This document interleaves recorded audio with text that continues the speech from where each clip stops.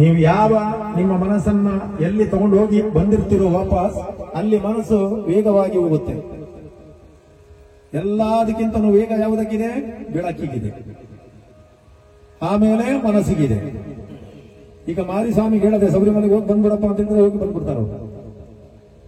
ಹೋಗಿಲ್ಲದ ಜಾಗಕ್ಕೆ ಹೋಗಿ ಬರಕ್ಕೆ ಅವನಿಗೆ ಅರ್ಥ ಆಯ್ತಲ್ಲ. ಈಗ ನೋಡಿ, ನಿಮ್ಮ ಮನಸ್ಸನ್ನ ನಾ ತಗೊಂಡು ಹೋಗ್ತಾ ಇದ್ದೀನಿ ಶಬರಿಮಲೆಗೆ.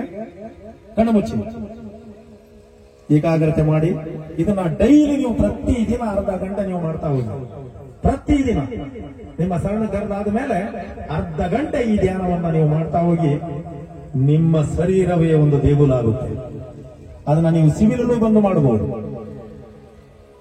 ಕಪ್ಪು ಕಡಿ ತಿಂತಾ ಇದ್ದೀನಿ, ನಾನು ಅಯ್ಯಪ್ಪನ ಧ್ಯಾನ ಮಾಡಕ್ ಆಗೋಂಗಿಲ್ಲ ಅಂತ ನೀವು ತಿಳ್ಕೋಬಹುದು. ನಿಮಗೆ ಯಾವಾಗ ಆಹಾರ ಪದ್ಧತಿಯಲ್ಲಿ ನಾನು ಏನ್ ಹೇಳಕ್ ಆಗೋಂಗಿಲ್ಲ. ಸಾತ್ವಿಕ ಆಹಾರವನ್ನ ಸ್ವೀಕಾರ ಮಾಡಿದ್ರೆ ಮಾತ್ರ ಇಷ್ಟ. ತಮೋ ಗುಣದ ಆಹಾರವನ್ನ ಸ್ವೀಕಾರ ಮಾಡೋದು ನಿಮಗೆ ಬಿಟ್ಟಿತ್ತು. ಸಾತ್ವಿಕ ಗುಣಧರ್ಮದಲ್ಲಿ ನಾವು ಸನಾತನ ಧರ್ಮವನ್ನು ಸ್ವೀಕಾರ ಮಾಡ್ಕೊಂಡು ಬಂದಿದ್ದೀವಿ ಅಂತ ಹೇಳಿದ ಮೇಲೆ ಸಾತ್ವಿಕ ಆಹಾರವನ್ನ ಸ್ವೀಕಾರ ಮಾಡೋದ್ರಿಂದ ನಮ್ಮೊಳಗಿರುವಂತಹ ಆತ್ಮಕ್ಕೆ ಚೇತನದಿಂದ ಚೈತನ್ಯ ಸಿಗುತ್ತೆ ಅಂತ ಹೇಳೋದ್ರಲ್ಲಿ ಖಂಡಿತವಾಗಿ ಗುರುಗಳು ಹೇಳ್ತಾರೆ. ಈಗ ನಿಮ್ಮ ಮನಸ್ಸನ್ನ ನಾನು ಪಂಪಾ ನದಿಗೆ ತಗೊಂಡು ಹೋಗ್ತಾ ಇದ್ದೀನಿ. ಎಲ್ಲರೂ ಹಂಗೆ ಕೂತಿದ್ದೀರಾ. ನಿಮ್ಮ ಮನಸ್ಸಲ್ಲಿ ಸ್ವಾಮಿಯೇ ಶರಣಮಯ್ಯಪ್ಪ ಅನುಗ್ರಹ ಕೊರು, ಸ್ವಾಮಿಯೇ ಶರಣಮಯ್ಯಪ್ಪ ಅನುಗ್ರಹ ಕೊರು. ಮನಸ್ಸೊಳಗಿಡನೆ ಸ್ವಾಮಿಯೇ ಶರಣಮಯ್ಯಪ್ಪ ಅನುಗ್ರಹ ಕೊರು, ಸ್ವಾಮಿಯೇ ಶರಣಮಯ್ಯಪ್ಪ ಅನುಗ್ರಹ ಕೊರು. ಹಂಗೇ ಮನಸ್ಸಲ್ಲಿ ಹೇಳ್ತಾ ಹೋಗಿ. ಅಮ್ಮಂದಿರೋ ರೇಣುಕಾಮ್ಮನ ಧ್ಯಾನ ಮಾಡ್ರಿ. ಎಲ್ಲಮ್ಮ ನಿಮ್ಮ ಮನಸ್ಸನ್ನ ಎಲ್ಲಮ್ಮನ ಗುಡ್ಡಕ್ಕೆ ತಗೊಂಡೋಗಿ. ಎಲ್ಲರ ಮನಸ್ಸು ಎಲ್ಲಮ್ಮ ಗುಡ್ಡಕ್ಕೆ ಹೋಗ್ಲಿ. ಓಂ ರೇಣುಕಾಂಬೆ ಅನುಗ್ರಹ ಕೊರು. ನಿಮ್ಮ ಮನಸ್ಸಲ್ಲಿ ಓಂ ರೇಣುಕಾಂಬೆ ಅನುಗ್ರಹ ಕೊರು. ನೀವು ಉಸಿರಾಡ್ತಾ ಇರೋದನ್ನ ಈಗ ಸ್ಲೋ ಆಗಿ ಮೇಲೆ ತಗೊಂಡು ನಿಮ್ಮ ಕುಂಭಕದಲ್ಲಿಟ್ಟು ಎಷ್ಟು ಸೆಕೆಂಡ್ ನಿಮಗೆ ತಡೆಯಕ್ಕಾಗುತ್ತೆ ಅಷ್ಟು ಇಟ್ಟುಕೊಂಡು ಸ್ಲೋ ಆಗಿ ಉಸಿರನ್ನ ಬಿಡಿ. ಹಿಂಗೆ ಉಸಿರನ್ನ ಆದಷ್ಟು ಕಂಟ್ರೋಲ್ ಮಾಡ್ಕೊಂಡು ಹೋಗಿ.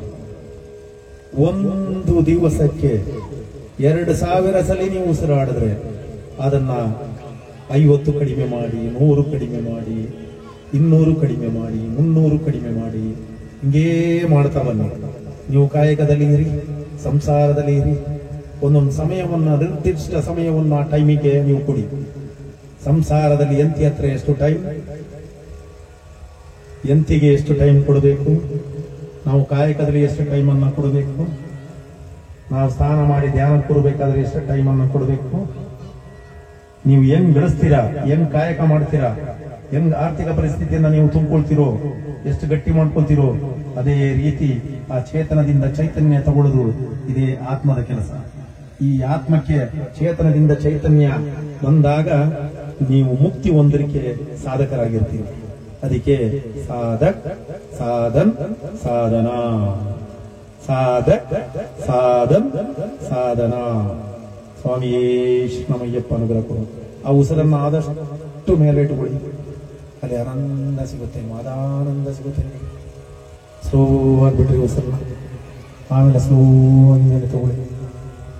ಅರ್ಧ ಗಂಟೆ ಒಂದೊಂದು ರೂಮಲ್ಲಿ ನೀವು ಇಲ್ಲಿ ಕೂತ್ಕೊಂಡು ಧ್ಯಾನ ಮಾಡೋದ್ರಿಂದ ನಿಮ್ಮ ಮನಸ್ಸು ಚಿತ್ತ ಶುದ್ಧಿ ಆಗ್ತಾ ಹೋಗ್ತಾ ಇರ್ತದೆ, ಆನಂದಭರಿತರಾಗ್ತದೆ. ನೀವು ಕಪ್ಪು ಕಡಿ ತಿನ್ನೋದಕ್ಕೆ ನಮಗೇನು ಆಹಾರ ಪದ್ಧತಿಗೆ ನಾನು ಏನು ಹೇಳೋಗಿಲ್ಲ. ನೀವು ಯಾವತ್ತಾದ್ರೂ ಶನಿವಾರ ಬಿಟ್ಟು ಭಾನುವಾರ ಅದು ನಿಮಗೆ ಬಿಟ್ಟಿದ್ದು. ನಾವು ತಿನ್ನಬಾರದು, ಅದು ಆಹಾರ ಪದ್ಧತಿಗೆ ನಾವು ನಿರ್ಬಂಧ ಏರೋಗಿಲ್ಲ. ಅದು ಸಾತ್ವಿಕ ಆಹಾರ ಸ್ವೀಕಾರ ಮಾಡುವವರು ಮಹಾಶ್ರೇಷ್ಠರು. ಯಾಕೆಂತಂದ್ರೆ ಅಲ್ಲಿ ಜ್ಞಾನೋದಯ ಜಾಸ್ತಿ ಆಗುತ್ತೆ, ಜ್ಞಾನೋದಯ ಚೇತನದಿಂದ ಚೈತನ್ಯ ಸಿಗುತ್ತೆ ಅಂತ ಹೇಳೋದನ್ನ ನಾನು ನಿಮಗೆ ಕಲಿಸ್ತಾ ಇದ್ದೀನಿ. ಹಾಗೆ ಒಂದು 10 ನಿಮಿಷ ಈ ಪ್ರಾರ್ಥನೆಯನ್ನ ಎಲ್ಲರೂ ಮಾಡಿ. ಓಂ ಸ್ವಾಮಿ ಶರಣಮಯ್ಯಪ್ಪ ಅಂತ. ನಿಮಗೆ ಎಂಥ ಟೆನ್ಷನ್ ಇರಲಿ, ಎಂಥ ಸ್ಟ್ರೆಸ್ ಇರಲಿ, ಎಷ್ಟು ಪೇನ್ ಇರಲಿ, ಎಲ್ಲ ಹೋಗ್ಬಿಡ್ತದೆ. ಆರಾಮಿರ್ತೀರಿ, ನೀವು ಆನಂದಭರಿತರಾಗಿರ್ತೀರಿ.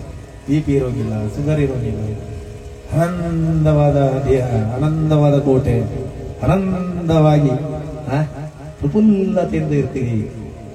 ಸದಾ ನೀವು ಅಯ್ಯಪ್ಪನಾಗಿ ಇರ್ತೀರಿ. ಎಷ್ಟು ಆನಂದ ಇದೆ.